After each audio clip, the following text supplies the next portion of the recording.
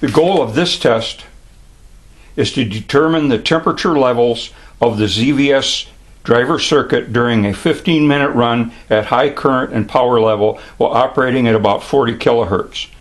I will also measure the effectiveness of the system cooling that cools the work coil.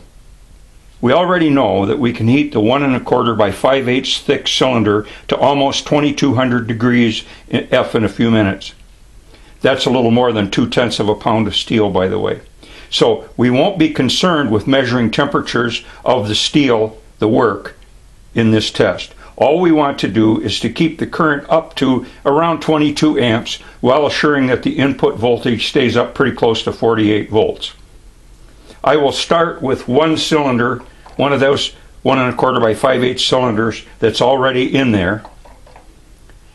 Turn the power on, and as the part heats up and the current starts dropping as portions of the part heat the carry point, I will keep adding thin slices of the same diameter materials,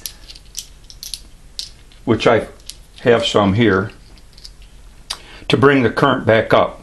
We will continue this practice until the current stabilizes at about 22 amps, and then continue until 15 minutes of total heating has passed.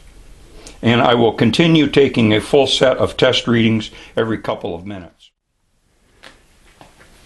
Okay, as usual, we'll start by turning our new big cooling fan on for the heat exchanger.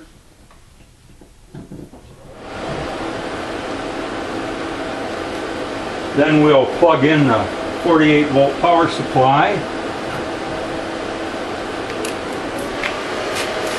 48 volts. Turn the cooling on.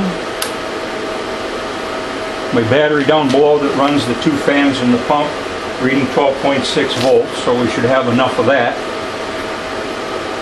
Now kind of the big deal is when we first turn the current on, I think that this one 5/8 thick piece should not exceed 22 amps. Oh, the room temperature is 66 degrees. So I've got the air temperature meter reading 66, the water temperature meter reading 66, the MOSFET temperature reading 66, and well, I'm not using the temperature of the part itself today, but it's at 18.6 Celsius. Okay, so here we go with the current. And it's about 16 amps. So right away I'm going to drop in a piece here, 20 amps.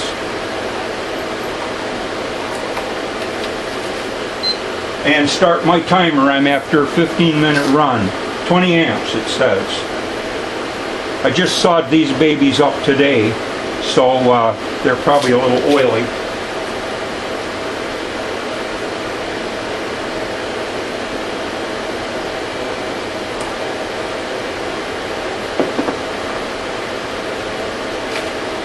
That's 21 amps.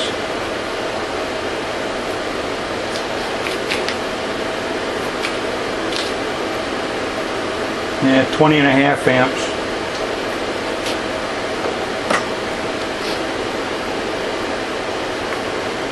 I'll put this nut in here. That gets me up to about 24. And I'll leave that sit there for a couple of minutes as the other parts heat up. 24 amps. We are now 1 minute into the test. We have 24 amps, 47.6 volts. MOSFET's at 84F.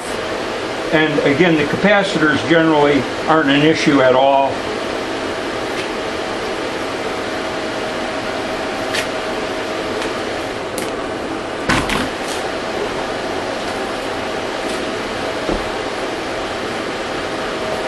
I may try to get in here and read the chokes, but I don't think I can actually get a good number. 94F if I'm reading the chokes right, but I don't know that I am. Already dropped down to 17.5 amps.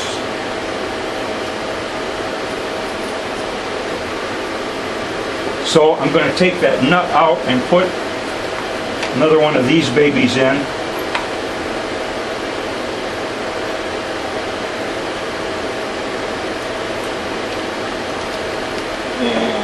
So that dropped to 16 when I took the nut out.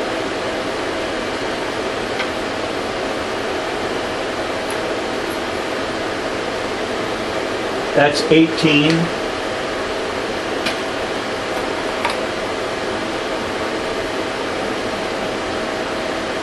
I'll put this little thin piece in here.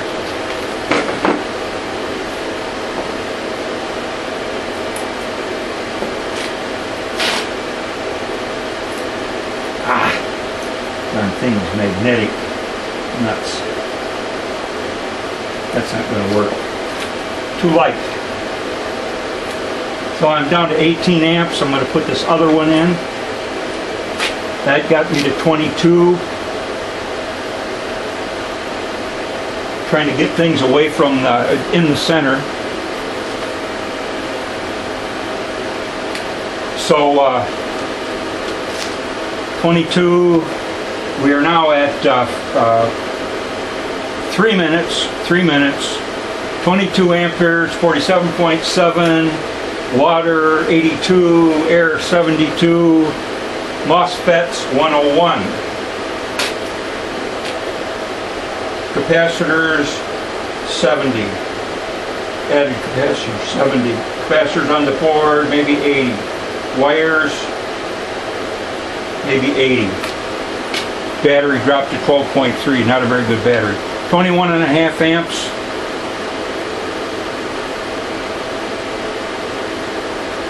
MOSFET's 104. Feel a little more warmth in the board.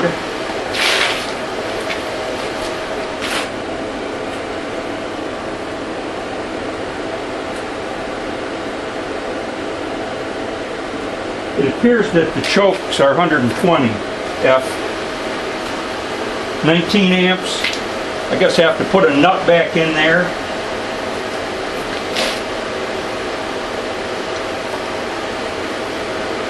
$21 amps.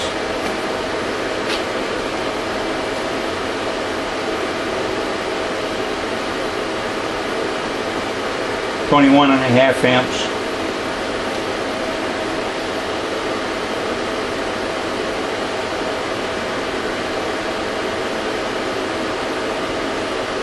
MOSFET's 108. Water 89. Air cooling air 86, current 21.5, power supply 47.6, everything below the top piece that I added is glowing a nice bright orange. Maybe I can show you that.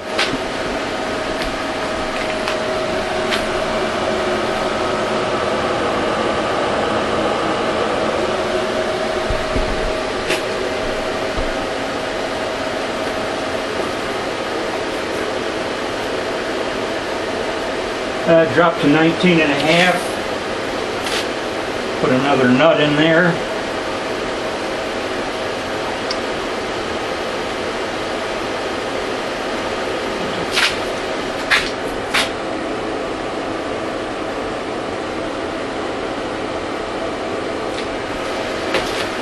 Right on 20.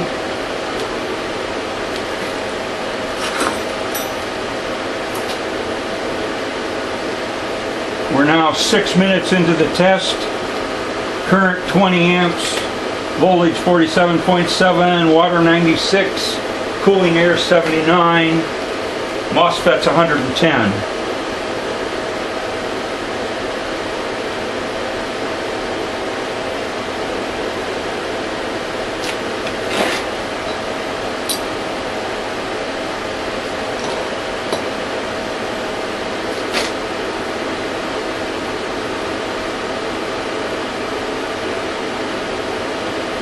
Current 20, right on 20, right exactly 20.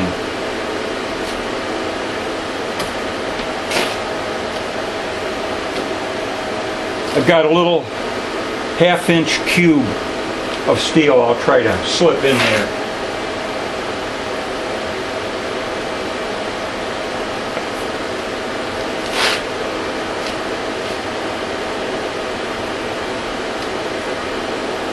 .21 amps.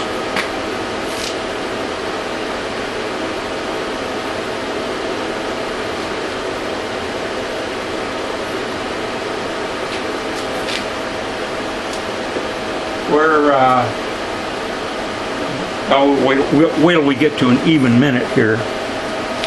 But we'll take a peek in just a minute. We'll take a peek and see what's going on in there now. 20 seconds to 8 minutes.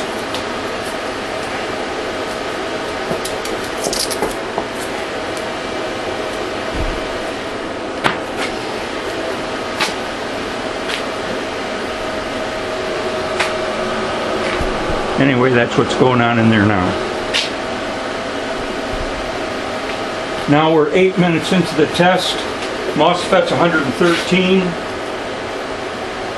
The board is maybe 120. There's a couple of hot spots at solder joints.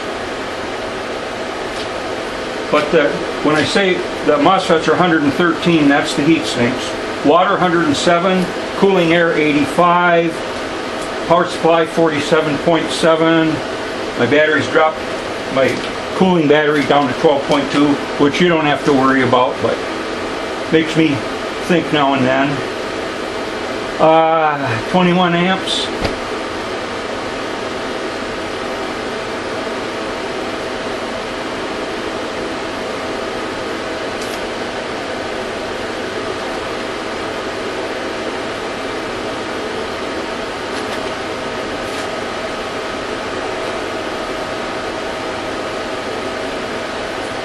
Nine minutes into the test. Looks like the current has gone up just a tiny bit. It's almost 22 amps now. I think we saw that happen once before, a couple of times before in these recent tests, particularly at the 40 kilohertz, that something happens and the current actually goes up after a while. But we're, oh boy, so close. 21 and a half. MOSFET's 114.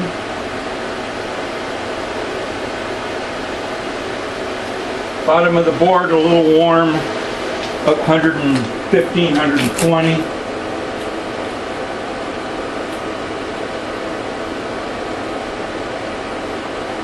$123 on the little cord, the little inductors down there.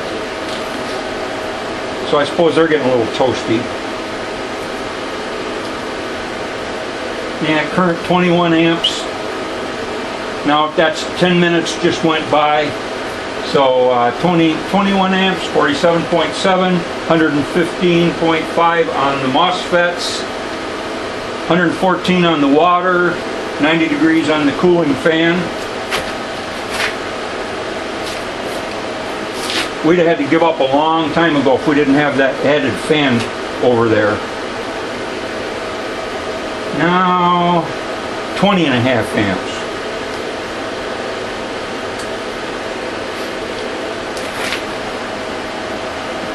So I've got sort of a washer thing. Maybe I can get that in there.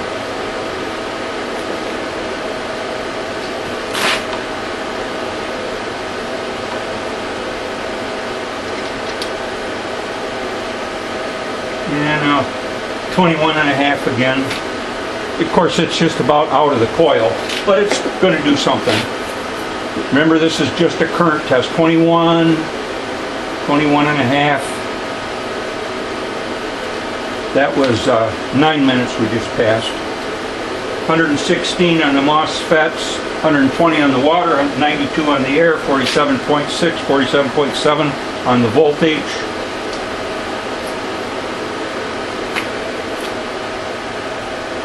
Added capacitors are still cool to the touch.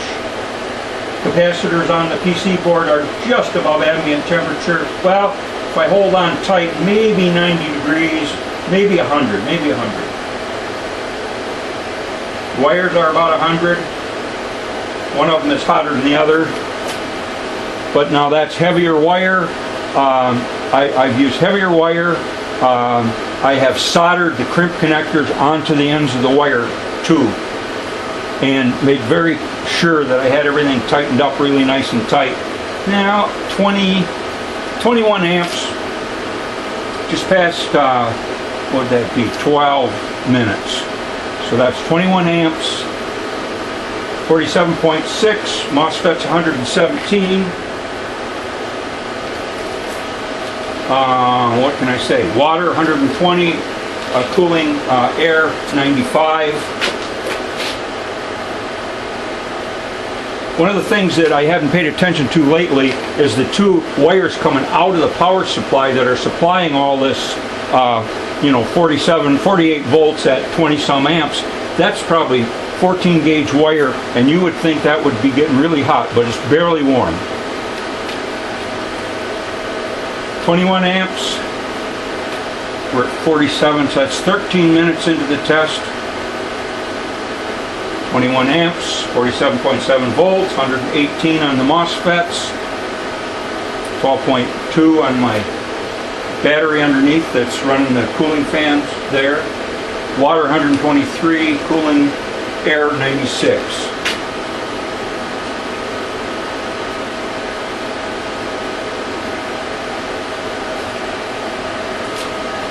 And we'll give you another look inside there. So that's what's going on with all that stuff. There's about a half a pound of steel in there now.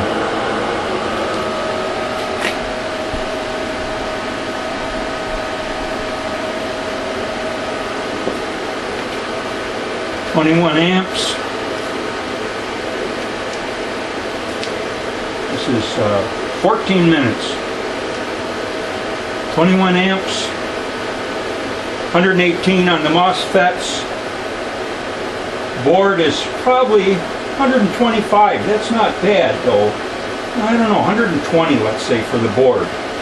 Added capacitors, cool, internal capacitors, maybe 100.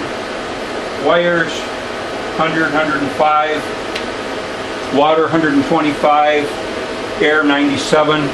Boy, I really like this cooling setup. What a difference. And we're really only 20 seconds away from actually ending this test. So if we call it, 20 amps at 50 volts total now, that's 1,000 watts. So the board is working, and we're working it harder because we've added the capacitors and the 12-turn coil. But we're getting 1,000 watts through the board itself, and we're doing just fine. Okay, we are now at 15 minutes, so really that's the test for today. Final numbers: current 21 amps, water 125, cooling air 99, power supply 47.7, MOSFETs 118, bottom of the board maybe 125, maybe. Extra capacitors, cool. Onboard capacitors, maybe 100. Wires, maybe 105. You can tell I'm guessing a little bit, but I've been doing this for a while. So, by the time I got done reciting all that, we're down to 16 minutes. So if I was going to conclude anything about this particular test, it's, hey guys, this board is not as a crappy board like a lot of people want to tell you. You just have to use it right, and then it'll behave. However, as I've said probably about 100 times by now, don't forget to loosen up those MOSFETs and put just a tiny bit of high quality heat transfer grease in there. And now we're at 17 minutes. So I'm going to shut down 21 amps, 47.6, 47.7, 125 water, 100 degree cooling, air, 119.7 on the MOSFETs. So there it is. Power off. I produced a spreadsheet which is way too small for you to see here, but of my first run where I did this for 15 minutes, and I was mostly running at about 16 amps. I've upgraded my page to talk about this data, and I put this Excel spreadsheet, there's a link at the bottom, for what would be the March 31st test. And so I will make a new one of these for today's test and put all those numbers in. And so we'll try to graph things. These graphs are tiny, and there's a lot of holes in the data. Hopefully there won't be any holes from today's test, because I hopefully have remembered to record everything. So there it is. Again, thank you for watching. You can see that we pumped a lot of power into the work coil during this test. A good solid 1,000 watts for most of it. I think this proves that this board can do what it is advertised to do. Now let's see how the temperatures worked out. The MOSFET heat sinks have just about stabilized at about 118 degrees Fahrenheit by the end of this 16-minute run. In the past, I have had them a lot hotter than that without failure. I think these heat sinks could easily run at 125 or 130 degrees F without problems, as long as they are getting enough cooling air. Capacitors. Despite comments to the contrary, we can see that the temperature of the added capacitors hardly ever get above room temperature, and the onboard capacitors and the wiring between them stabilizes at a very comfortable 100 degrees Fahrenheit about 10 minutes into the test. Work coil water temperature also levels out toward the end of this test. I think that this setup is capable of doing real work for extended periods of time with proper attention to the details of power supply capability, cooling, and heat sinking.